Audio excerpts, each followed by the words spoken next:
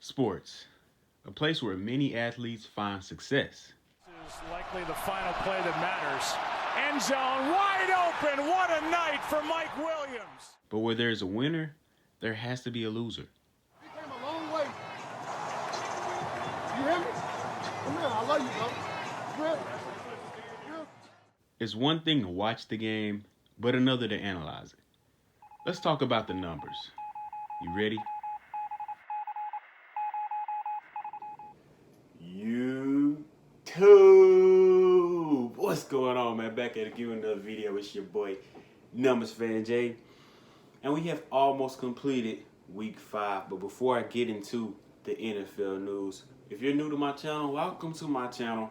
I'm here every Monday and or Thursday talking about NFL football, NBA basketball, as well as the NCAA March Madness basketball men's tournament. Now, we got a little bit of news to get into before we get into the Victory Monday, the analysis for the Week 5 games. The Pats versus the Broncos game, Patriots versus the Broncos game, has been canceled. Both teams have been awarded a bye week due to COVID restrictions. Another player was reported positive. I believe a Patriots player was reported positive for COVID. So, taking the necessary precautions, of course, to make sure that nobody else gets infected. So, also, Falcons head coach has been fired. The Falcons have started 0-5 this year. And I think it's pretty overdue, actually. I think it's overdue. I don't think that this coach really fit with this team after the Super Bowl loss. It's hard, man. It's really hard to bounce back after losing the Super Bowl. You're right there. You're right there. You're where every team wants to be, and you don't win the game 28-3. I'm sorry, man. I'm sorry. But anyway, go ahead and get you into the analysis for the Week 5 games. Remind you guys, coming into the week, we had 6 undefeated teams: the Seahawks, the Chiefs, the Packers, the Bills, the Titans, and the Steelers. And we have 4 winless teams: the Jets, the Texans, the Giants, and the Falcons. We lost 1 in their respective categories. We lost 1 undefeated team and we lost 1 winless team. So, without further ado, let's go ahead and get into the analysis. Starting off Thursday night, Buccaneers at Bears. The Buccaneers improved to fell to 3-2. The Bears improved to 4-1. With the 1-point victory over the Buccaneers, did Brady forget that it was 4th down? Tom Brady? Are you serious? Nick Foles, 2-0 against Tom Brady now, and yet again, Tom Brady didn't shake his hand. The kickers in this game were the most important part. Neither kicker missed a kick. Santos went 2 for 2 in field goals, 2 for 2 extra points. Suckup went 4 for 4 field goals, 1 for 1 in extra points. But the Bears got away with the 1-point win with the game-winning field goal. So, there it is. Starting the early games, Eagles at Steelers. Steelers improved to 4-0, remain undefeated. We picked the Steelers. They won this game 38-29. Carson Wentz threw 2 more interceptions, which he's done every week except for last week. Chase Claypool, the wide receiver for the Steelers, 110 yards, 3 touchdowns. Unbelievable day for him. Nobody expected that at all. Moving on to Raiders at Chiefs.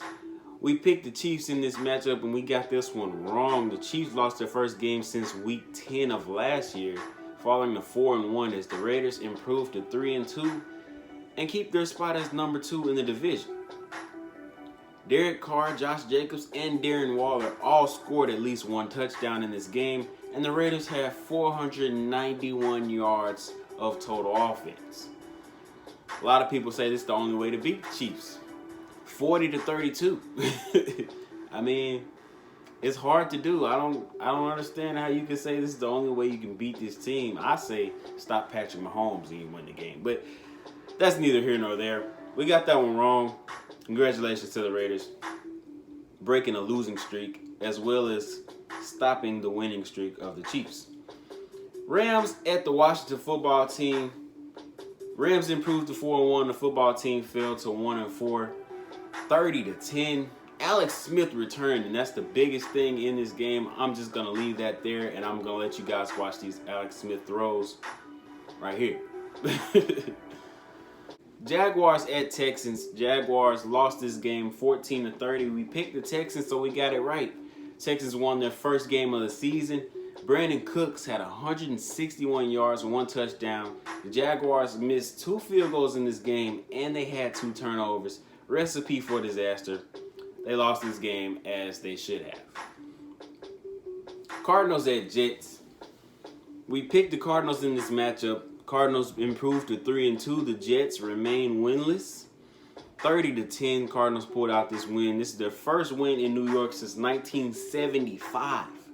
DeAndre Hopkins had 6 catches for 131 yards and 1 touchdown. Bengals at Ravens. We picked the Ravens in this matchup. We got this one right, of course. 27-3. It wasn't even close. Ravens improved to 4-1. Bengals fall to 1-3-1. Lamar Jackson is now 8-1 versus the AFC North, which is very similar to the dominance that Tom Brady had over his division throughout his career in the AFC East. So, just something to be mindful of. Ravens had exactly 161 rushing yards. They averaged 160 yards per game rushing this season. So, they did what they always do. They ran the ball. Joe Burrow had 1 interception, 1 fumble, no touchdowns in this game. Very weird. Very weird. I expected at least 1. He's been playing pretty good, but I guess sometimes you just got to show the rookie, give the rookie a welcome to the NFL game. And this really was it for him. Panthers at Falcons. We picked the Falcons. We got this one wrong. Falcons remain winless on the year. This is their first 0-5 start since 1997. Matt Ryan had 0 touchdowns, 1 interception. Teddy Bridgewater had 2 touchdowns, no interceptions. Todd Gurley did have 121 yards rushing, 1 touchdown, en route to the Falcons head coach being fired. Panthers improved to 3-0 without Christian McCaffrey and 3-2 on the season. Starting the late games, Dolphins at 49ers. This was a complete meltdown by the 49ers on both sides of the ball. We picked the 49ers, we got it wrong. They fall to 2-3. And the Dolphins improved to 2-3. The 49ers defense allowed over 440 yards of total offense and 43 points. Now, we can use excuses here and say that the 49ers are hurt, but the fact of the matter is you played the Dolphins and you gave up 43 points. That's just what the facts are. So, moving on. Giants at Cowboys. Cowboys improved to 2-3. The Giants fell to 0-5, remaining winless. Cowboys won this game 37-34 with the game-winning field goal as time expired.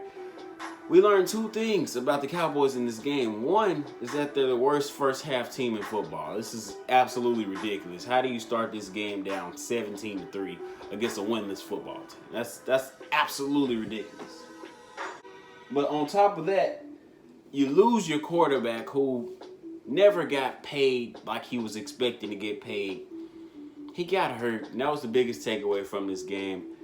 Just don't feel good about that whole situation. You know, they paid Tony Romo despite his injuries.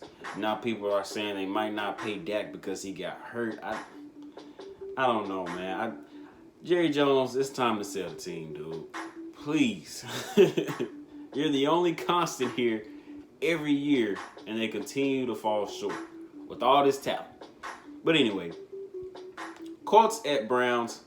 Colts fall to 3-2. Browns improved to 4-1. This is their first 4-1 start since 1994. Phillip Rivers, 0 touchdowns, 2 interceptions, 1 for a touchdown, and 1 intentional grounding that resulted in a safety. We'll come back to this. But the Browns won this game 32-23, so we got this one right. The night game, Vikings at Seahawks. The Seahawks won this game, remained undefeated. The Vikings fall to 1-4. It's the first ever 5-0 start for the Seattle Seahawks. Russell Wilson continues his MVP campaign with 3 touchdowns, 1 interception, and he is now 7-0 versus the Vikings in his career. had a game-winning touchdown pass with 15 seconds left to add on to it. Now, going on to my cow and my pal, my coach of the week and my player of the week. Coach of the week for me is John Gruden, the coach for the Las Vegas Raiders. I almost said Oakland. The Las Vegas Raiders. You come in, nobody's expecting you to win. I wasn't expecting you to win. And you put up 40 on the Chiefs defense that's played well this year. And you outscore, you outplay Patrick Mahomes. You come in and play your style of football from the very jump. Your defense allows 30 again as usual. But your offense showed up. So that's a great thing. You found a way to win. That's the biggest takeaway from that. Gotta give Coach of the Week. You stop a winning streak that's been a team that's won every game since week 10 of last year. That's crazy. So gotta give it to John Gruden there. Player of the week, Chase Claypool, the wide receiver out of Pittsburgh. Just the fact that I have to say he's the wide receiver out of Pittsburgh should say enough. 3 touchdowns out of nowhere. Wow. Impressive day for him. Now it's time to get to one of my favorite segments. It's time to flip the M to a dub. The 3 most important questions for you from this past week. Who, what, why? Who will step up for the Cowboys with Dak injured? Their backup quarterback, of course, is Andy Dalton. But me asking this question is really asking, where will the production come from? Because Dak had this passing attack at the top of the league. Like there were very few teams that just stopped, that could just stop this passing attack this year. So where will they get to production from offensively? We know what Zeke can do. Will they run the ball more? Will they pass the ball more? What will they do? What? What does a Washington football team do if Kyle Allen can't play? Now, we saw Alex Smith come in and play pretty decent. He started off 5 for 6, completing a lot of his passes. They weren't the best decisions, though. There were a couple passes where he got his running back hit or his running back in trouble with the throw that he made. We don't know. We don't really know what they're gonna. I don't know if they should run more or if they should pass more. They have a lot to figure out right now as things have changed very quickly in the quarterback room. Why? Why is Phillip Rivers still throwing interceptions? I told y'all we was going to come back. And to all my people that were saying Phillip Rivers was playing bad because he had a bad O-line, now he has what they say is the best O-line in the league. That's what they say. He's still throwing interceptions. And I'll tell you why. Because he's not mobile. He can't move. He can't. He takes 2 steps and that's it. He's not going to get around anybody. He's not going to step up very far in the pocket. I know from experience with my Chargers, Phillip Rivers needs a completely clean pocket to throw the ball. And sometimes he still throws a pick.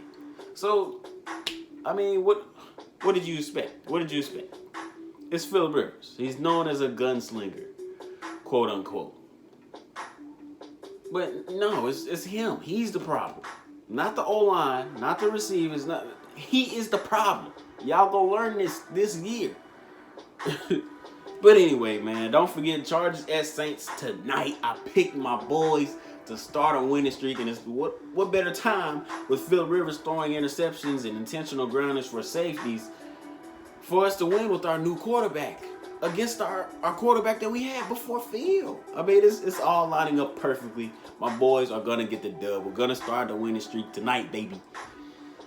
Also, don't forget, Bills at Titans tomorrow, 6 o'clock Central Time, 6 o'clock p.m. Central Time.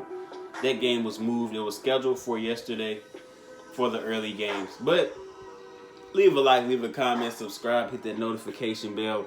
If you're new, thank you for your view. I appreciate you. It's your boy, Jay. We out of here.